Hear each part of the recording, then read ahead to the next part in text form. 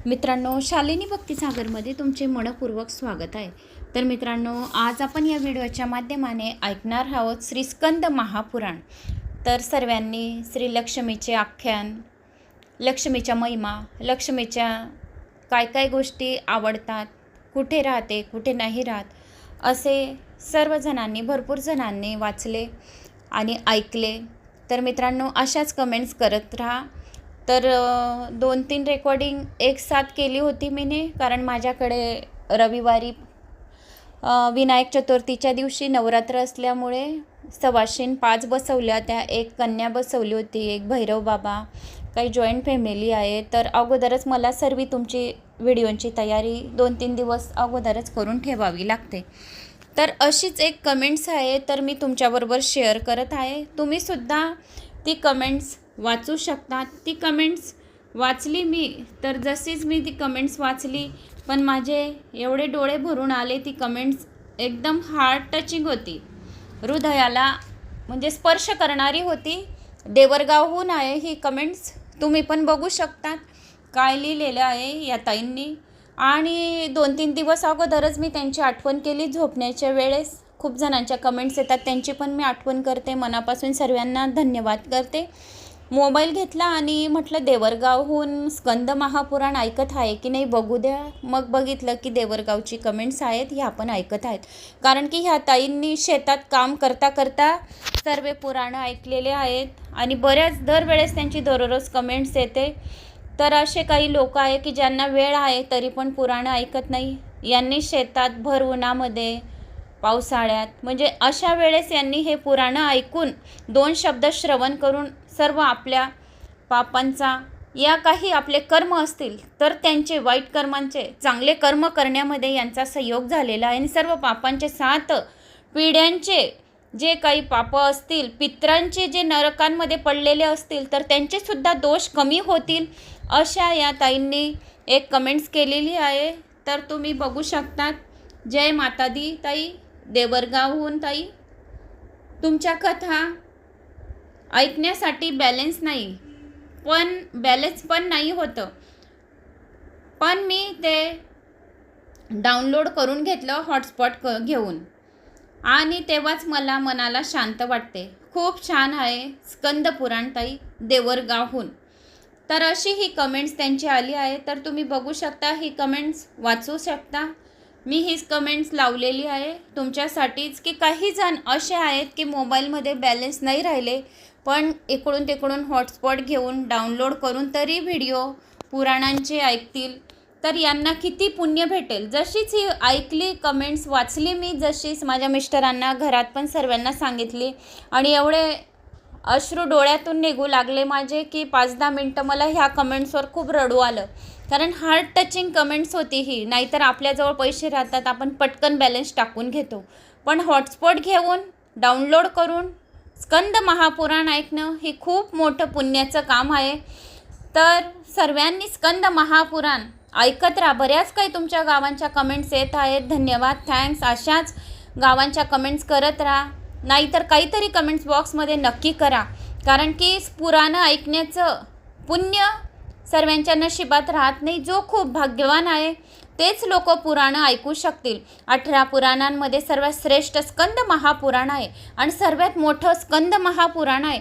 18 पुराणं संपूर्ण सारांश, या 18 पुराणांचा संपूर्ण सारांश या स्कंद महापुराणमध्ये आलेला आहे। मी पण एक तुमच्यासारखीच आहे, मला आवड आहे माझी एकटी कथा ऐकायची, वाचायची। मुलीने मला सपोर्ट केला, माझ्या मुलीने, की तुला आवड आहे तर काही जण तुझ्या कथा ऐकतील, तर तू जशी वाचते नॉर्मल तशी तू वाचून त्यांना दाखव। त्यामुळे मला पण आवड निर्माण झाली, आणि तुमचा बी सपोर्ट चांगला राहिला तर असाच सपोर्ट राहू द्या, आणि माझ्या चॅनलला खूप पुढे घेऊन जा। कमेंट, सबस्क्राईब, लाईक करून शालिनी भक्तिसागर कथा, पण हे माझं 2nd चॅनल आहे, त्या चॅनलला बी सबस्क्राईब करा। तर आज आपण या व्हिडिओच्या माध्यमाने ऐकणार आहोत अयोध्या तीर्थाच्या महिमा, अयोध्या ब्रह्मकुंड महिमा, सेतुबंधाची कथा, सेतू महात्मे, सेतू तीर्थ महिमा, रामांच्या काही कथा आहेत प्रभू श्रीरामांच्या। तर रामनवमी गुरुवारी 26 मार्च या दिवशी येत आहे। तर आपण 2 दिवस अगोदरच प्रभू श्रीरामांच्या नावाच्या कथा ऐकल्याने सर्व पापांचे नाश होते आणि जे काही आपले वाईट कर्म असतील तर ते चांगले भाग्यामध्ये बदलण्यासाठी आपल्याला मदत होते. तर आज अयोध्या तीर्थाच्या महिमा ऐकूया. श्री गणेशाय नमो नमः. वक्रतुंड महाकाय सूर्यकोटी समप्रभ निर्विघ्नं कुरु मे देव सर्व कार्य शु सर्वदा. कुरुक्षेत्र येथे रामचंद्र भूपतीचा 12 वर्षांनी पूर्ण होणारा महायज्ञ सुरू होता. या विशाल यज्ञासाठी ऋषी मुनी उपस्थित होते. भारद्वाज मुनींनी सुतांना विचारले, आम्हा सर्वांना महान अशा अयोध्याच्या महिमा ऐकायचा आहे. या अयोध्या नगरीत कोणकोणती तीर्थ आहेत व यामुळे कोणते फल प्राप्त होते. सूत म्हणाले, अयोध्या ही महान आहे. पापी मनुष्यास या अयोध्याचा लाभ होणे कठीण आहे. ही श्री प्रभू रामाची अयोध्या आहे. श्री रामाची अयोध्या ही शरयू नदीच्या काठावर आहे. अनेक ऋषीमुनी येथे तपश्चर्या करण्यासाठी आले आहेत. लक्ष्मीपतीच्या पवित्र चरणकमलापासून गंगा व शरयू नदीची निर्मिती झाली आहे. जो कोणी गंगा व शरयू असे सुद्धा नामस्मरण केले या श्रवण केले तरी सुद्धा त्याला गंगा नदीमध्ये स्नान केल्याचे पुण्यफळाची प्राप्ती होईल आणि पितरांपर्यंत गंगा नदीचं पाणी पोहोचेल. पितृ हे पाणी पितील आणि आपल्या परिवाराला आशीर्वाद देतील. म्हणून गंगा आणि शरयू या नदीचे नामस्मरण श्रवण केल्याने सुद्धा सर्व पातकांचे पाप नाश होतात. गंगा व सरयू हे सर्व देवदेवतांना प्रिय आहेत. या दोन्ही नद्या अशा आहेत पृथ्वीवरील की सर्व लोकांना तर प्रियच आहेत, तसेच देवदेवतांना सुद्धा अतिशय प्रिय आहे. शरयू नदीत स्नान केल्याने सर्व महापातकांचा नाश होतो आणि जो शरयू असे सुद्धा नदीचं नाव ऐकतं तर त्याला त्या नदीमध्ये स्नान केल्याचे तर पुण्यच मिळते. त्याशिवाय आपल्या पितरांना सुद्धा मोक्ष मिळते आणि महापातकांचा नाश होतो. अकार म्हणजे ब्रह्मा, यकार म्हणजे श्री हरी विष्णू आणि धकार म्हणजे शिव होय. या तिन्ही देवदेवतांची मिळून अयोध्या नगरी निर्माण झाली. या नगरीत साक्षात विष्णू निवास करतात.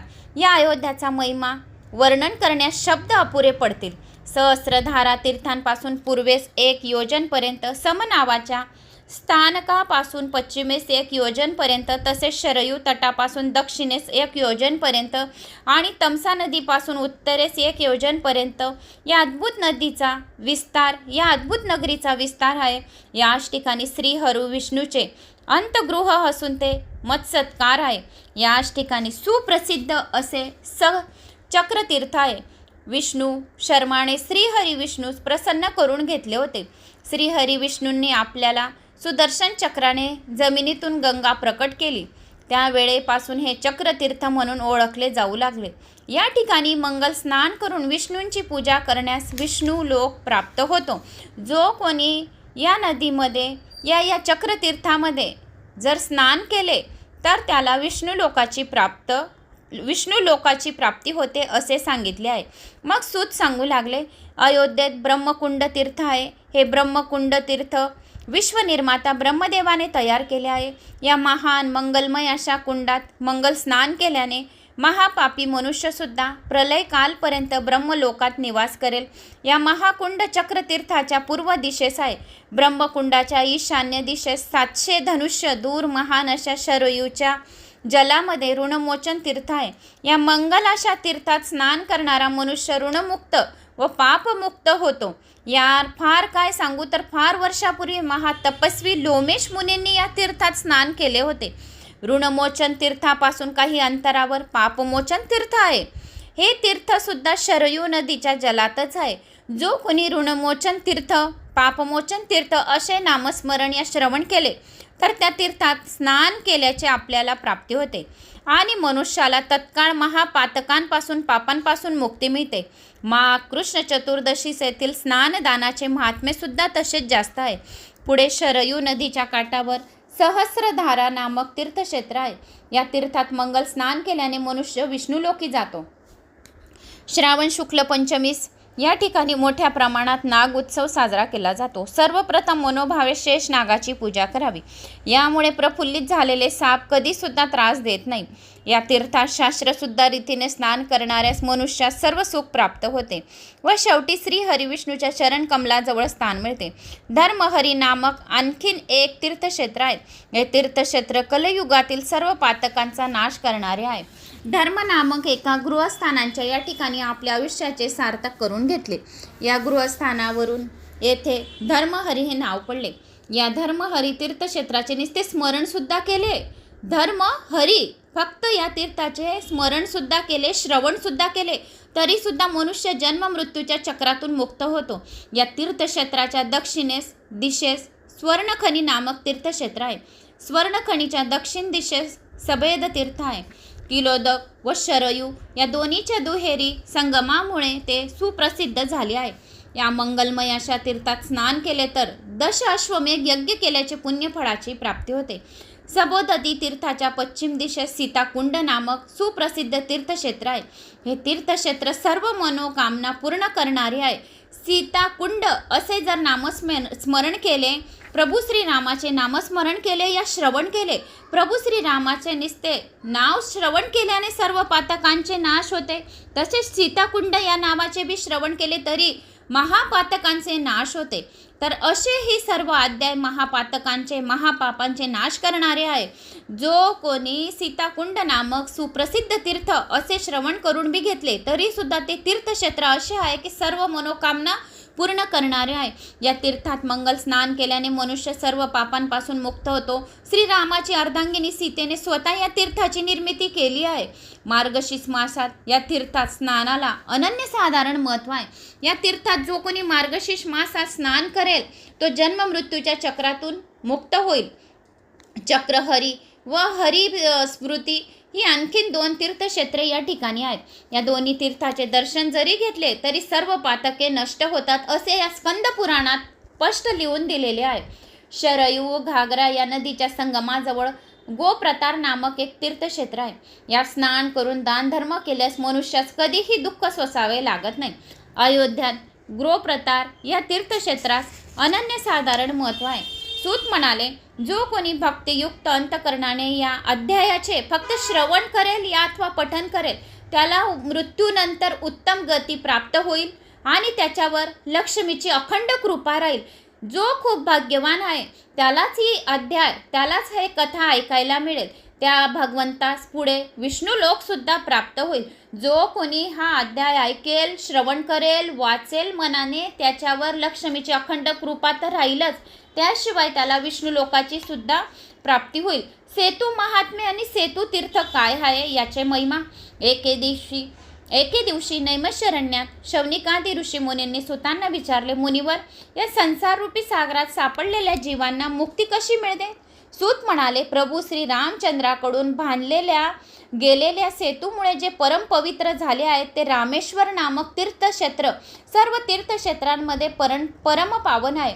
रामेश्वर तीर्थाचे नुसते दर्शन घेतले या रामेश्वरम असे श्रवण सुद्धा केले तरी सर्व पातकांचा आणि सर्व पापांचा नाश होतो.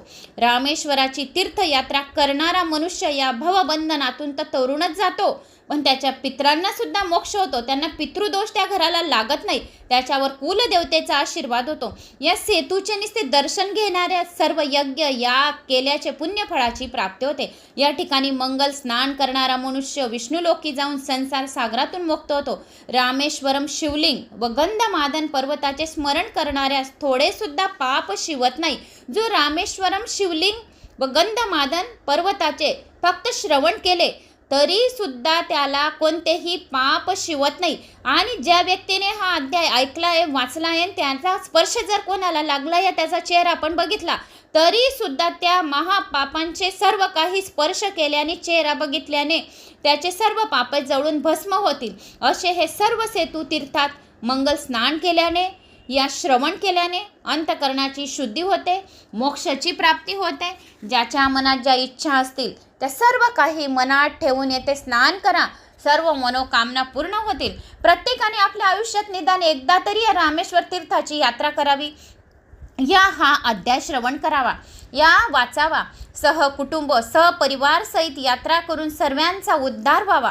आपल्या ओळखीचे जे कोणी रामेश्वराला जाणार असतील त्यांना यथाशक्ती काहीतरी 101 रुपये, 51 रुपये, 250 रुपये, 251 रुपये काहीतरी पाणी पिण्यासाठी, चहा पाण्यासाठी दान धर्म करावा. म्हणजे आपल्याला सुद्धा थोडेसे रामेश्वर तीर्थाचे यात्रा केल्याचे पुण्य लाभेल आणि त्या व्यक्तीला सांगावे की आमचा प्रणाम सांगा रामेश्वर देवतेला, रामेश्वरास आमचा नमस्कार सांगा असे म्हणावे. एवढे जरी बोलले जरी केले तरी आपल्याला अर्धे पुण्य रामेश्वर केल्याचे लाभते. आणि रामेश्वर शिवलिंगाचे दर्शन घेऊन आजपर्यंत अनेकांनी स्वतःचा उद्धार करून घेतला आहे. रामेश्वरम हे शिवलिंग 12 ज्योतिर्लिंगांपैकी एक शिवलिंग आहे.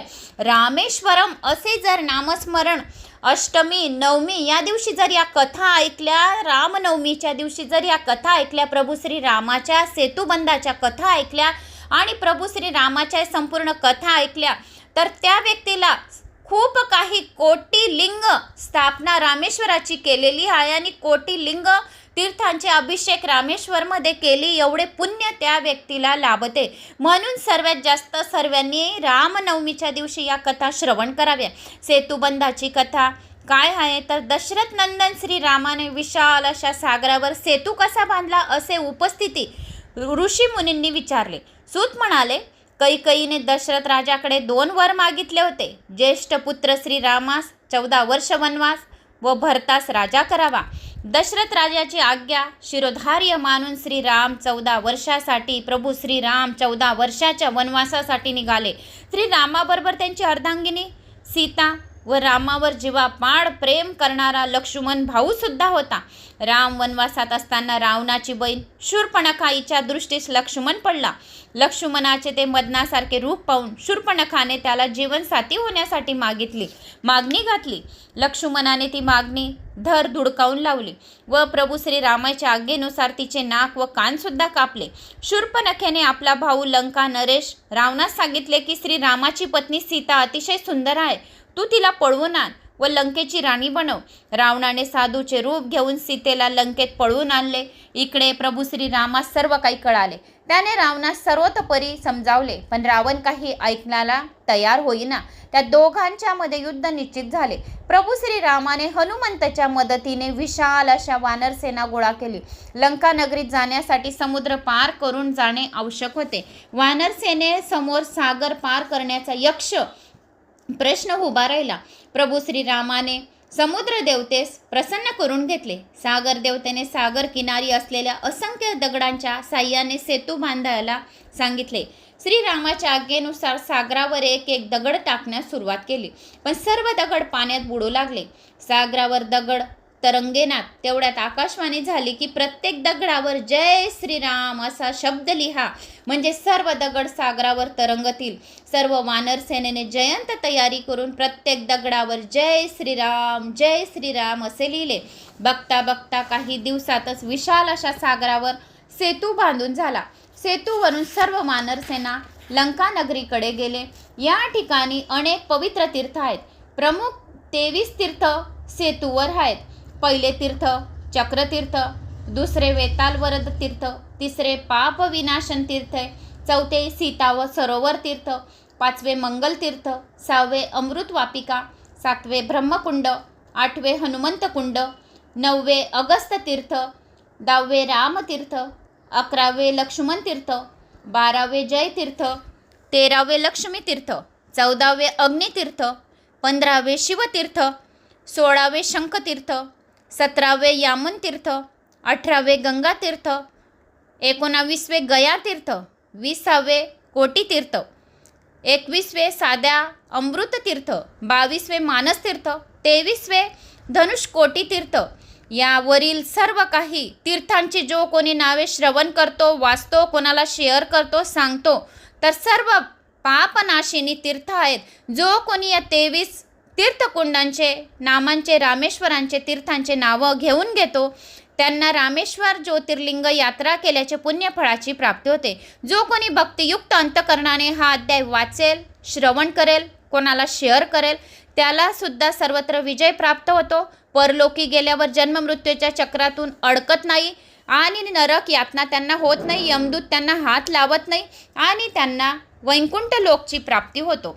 आता चक्रतीर्थ म्हणजे काय त्याचा महिमा ऐकूया. सीताकुंड व मंगलतीर्थाचा महिमा ऐकूया. चक्रतीर्थ महिमा काय आहे ते ऐकूया. सूत सांगू लागले, सेतूच्या मूळ स्थानी जे दर्भशयन तीर्थ आहे त्याच ठिकाणी सर्व महापातकांचे नाश करणारे चक्रतीर्थ आहे. फार वर्षापूर्वी गालव नामक एका ऋषींनी श्रीहरी विष्णूंना प्रसन्न करून घेतले. श्रीहरी विष्णूंनी गालव ऋषींना वर मागण्यास सांगितले. गालव ऋषी मुनी म्हणाले, हे श्रीहरी, आज तुझे मंगलमय दर्शन घडल्यामुळे माझ्या आयुष्याचे सार्थक झाले आहे. तुझे अद्भुत दिव्य व रूप पाहण्याची मला खूप दिवसापासून इच्छा होती. आज ती पूर्ण झाली. आता माझ्या मनात कोणतीही इच्छा नाही. हे नारायणा, हे जनार्दना, हे मधुसूदना, माझ्या मनात तुझी भक्ती अखंड राहावं एवढीच माझी इच्छा आहे. श्रीनाथ म्हणाले, वत्स, तुझ्या मनातील भक्तिभाव पाहून मी प्रसन्न झालो आहे. तुझ्या सर्व मनोकामना पूर्ण होतील. जे भक्त ही कथा ऐकेल त्याचे सुद्धा सर्व मनोकामना पूर्ण होतील असे श्रीहरींनी सांगितले. आता तू याच ठिकाणी आश्रम बांधून निवास कर. हे भोलेनाथाचे पवित्रम तीर्थस्थान आहे. विष्णूंची आज्ञा शिरोधार्य मानून गालव मुनींनी तेथेच निवास करून विष्णूंची आराधना करण्यास सुरुवात केली. एके दिवशी गालव मुनी स्नान संध्या करीत असताना अकराळ विक्राळ राक्षस तेथे आला. त्या राक्षसाने गालव मुनींना पकडली. गालव मुनींनी पुढील संकट ओळखले. या संकटातून मुक्त होण्यासाठी त्याने श्रीपतीचा धावा करण्यास सुरुवात केली. श्रीहरी विष्णूने गालव मुनीचे रक्षण करण्यास सुदर्शन चक्रास पाठवले. सुदर्शनाने त्या राक्षसाचा पाठलाग करून त्यास कंठस्नान घातले. गालव मुनींनी सुदर्शन चक्राची स्तुती करून त्यास या तीर्थात सदैव वास्तव्य करण्यास सांगितले. सुदर्शन चक्र म्हणाले, हे परम पुण्यदायी धर्मतीर्थ चक्रतीर्थ या नावाने प्रसिद्ध होईल. जे कोणी या ठिकाणी दानधर्म करतील त्यांना मुक्ती मिळेल. जे कोणी या ठिकाणी पिंडदान करेल त्यांना स्वर्ग लोक प्राप्त होईल. जो भाग्यवंत मनुष्य धर्मतीर्थ, गालव मुनी आणि सुदर्शन चक्र यांचे कमीत कमी एक वेळी जरी स्मरण केले, श्रवण केले या अध्यायाचे, तर कोणतेही पाप त्यांना लागणार नाही. सर्व पापांचा नाश होईल. आता सीताकुंड व मंगलतीर्थाचा महिमा. सूत सांगू लागले, प्रभू श्री रामचंद्राने दुष्ट रावणास कंठस्नान घातल्यानंतर आपल्या पत्नीची सुटका केली. सीतेच्या सतीतत्वाची परीक्षा घेण्यासाठी रामाने सीतेस अग्निपरीक्षा करण्यास सांगितले. सीतेने सर्व जनसमुदायाच्या देखत अग्निज्वालांमध्ये प्रवेश केला व सुखरूपपणे अग्निदिव्यातून बाहेर आली. लोकांच्या कल्याणासाठी सीतेने स्वतःच्या नावाने एक तीर्थ निर्माण करून त्यात मंगल स्नान केले. त्यामुळे या तीर्थात सीताकुंड हे नाव प्राप्त झाले. या सीताकुंडात स्नान केल्याने भाविकाच्या मनातील सर्व इच्छा पूर्ण होतात. सीताकुंडातील मंगलमय स्नान झाल्यानंतर अनेक मंगलतीर्थाची यात्रा करावी. यात्रा करीत असताना मोठमोठ्या भगवंताच्या नामांचा जयघोष करावा. मनंजव नामक चंद्रवंशातील भूपती होता. त्याच्याजवळ सर्व सुख, संपत्ती, ऐश्वर इत्यादी सर्व काही होते. तो अजातशत्रू होता. त्याचा अहंकार जागृत झाला. त्याने जनतेकडून बळजबरीने कर वसुलीने करण्यास सुरुवात केली. सर्व प्रजा राजाचा द्वेष करू लागली. या सुवर्ण संधीचा फायदा गोलब नामक राजाने घेतला व त्याने सर्व राज्य बळकावले. तो आपल्या राणी व राजपुत्रासमवेत वनात भटकू लागला. त्याची फार वाईट अवस्था झाली होती. तो विचार करीत असतानाच बेशुद्ध झाला. काही वेळाने तेथे महातपस्वी पराशर ऋषी तेथे आले. त्यांनी त्या सुमित्रा राणीस सर्व काही विचारले. तिचे पतिप्रेम पाहून पराशर ऋषींनी मूर्छित मनोजव राजास उठवले. मनोजव राजाने पराशर ऋषींना मनोभावे वंदन केले व संसार सागरातून मुक्त होण्यासाठी मार्ग विचारला. पराशर ऋषी म्हणाले, वत्स, मी सांगतो त्याप्रमाणे तू मंगल तीर्थात स्नान कर. या तीर्थात स्नान केल्याने तुला गतवैभव पुन्हा प्राप्त होईल आणि मंगलतीर्थ सुख ऐश्वर प्रदान करणारे आहे. सर्व लोकांच्या कल्याणासाठी प्रभू श्री रामाने सपत्नीक या ठिकाणी निवास करतात. पराशर ऋषींची आज्ञा शिरोधार्य मानून मनोजव राजा कुटुंबासह मंगलतीर्थात स्नान करण्यासाठी गेले. तेथे मंगल स्नान केले. ओम श्री रामचंद्राय नमः, ओम श्री रामचंद्राय नमः असा मंत्र जपण्यास सुरुवात केली. हा मंत्र 1000 वेळा त्यांनी जप केला. जो कोणी आपापल्या घरात ओम श्री रामचंद्राय नमः या मंत्राचा कमीत कमी 108 वेळा पण जप केला तर सर्व पापांचे नाश होऊन आपल्याला वैकुंठ लोकची प्राप्ती होते आणि या तीर्थामध्ये मंगल तीर्थात स्नान केल्याचे पुण्यफळाची प्राप्ती होते. हा मंत्र अतिशय रामबाण मंत्र आहे. हा सलग जर 40 दिवस जो कोणी व्यक्ती जप करतो या मंत्राचा, त्याच्या मनातल्या सर्व इच्छा कामना पूर्ण होतात. तर 40 दिवस खंड न पडता ओम श्री रामचंद्राय नमः हा मंत्र रामनवमीपासून जपावा, म्हणजे त्याच्या मनातील सर्व कामना इच्छित फलीभूत होतील. असा हा मंत्र राजमंत्र आहे. सलग 40 दिवस मनोजो राजाने कुटुंबाचा हा मंत्र जप 40 दिवस केला. या मंत्र सामर्थ्यामुळे राजासमोर एक भले मोठे दिव्य धनुष्य व अक्षय बाणाचे 2 भाते निर्माण झाले. त्याचप्रमाणे युद्धासाठी दिव्य रथ, विविध शस्त्रे निर्माण झाली. मनोजो राजाने गोलब राजावर आक्रमण केले. गोलब राजास नामोहरम करून मनोजो राजाने आपले गेलेले राजवैभव पुन्हा प्राप्त केले. काही वर्ष राज्यकारभार करून त्याने आपल्या राजपुत्रास गादीवर बसवले. आपल्या नरदेहाचे सार्थक करण्यासाठी मनोजो राजा सपत्नीसह मंगलतीर्थावर आले. तेथे त्या दोघांनी शंभू महादेवाची आराधना केली. त्या महान अशा मंगलतीर्थाच्या प्रभावामुळे त्या दोघांना शिवलोकाची प्राप्ती झाली. मंगलतीर्थ हे अतिशय मंगल व कल्याणकारक आहे. हे मंगलतीर्थ मनुष्यास भक्तिमुक्ती प्रदान करणारे आहे. या तीर्थात स्नान केल्याने या कथासुद्धा ऐकल्याने मनुष्याचे सर्व पातकांचे नाश होते. तर मित्रांनो, अशा या चक्रतीर्थाच्या महिमा, सीताकुंड, मंगलतीर्थ आणि 23 कुंड तीर्थयात्रा रामेश्वरममध्ये कोणते होते, सेतुबंधाची कथा आणि अयोध्या तीर्थाच्या महिमा, अयोध्या ब्रह्मकुंडच्या महिमा, अशी मी तुम्हाला संपूर्ण अध्याय या स्कंद महापुराणातील सांगितले आहे. श्री रामनवमीसाठी या अध्यायांचे दररोज जप करा, श्रवण करा आणि जास्तीत जास्त जणांना शेअर करा. तर मित्रांनो, मला अशी आशा आहे की तुम्हाला प्रभू श्री रामचंद्राच्या या कथा आवडल्या असतील आणि आवडल्यास लाईक, शेअर, सबस्क्राईब करा आणि रामेश्वर तीर्थयात्राचे पुण्यफळाची प्राप्ती करून घ्या. कमेंट्स बॉक्समध्ये जय श्रीराम करायला विसरू नका. या जय माता दी, तुम्हाला जे करायचं असेल आपल्या गावाची कमेंट्स ते नक्की करा. जय श्रीराम.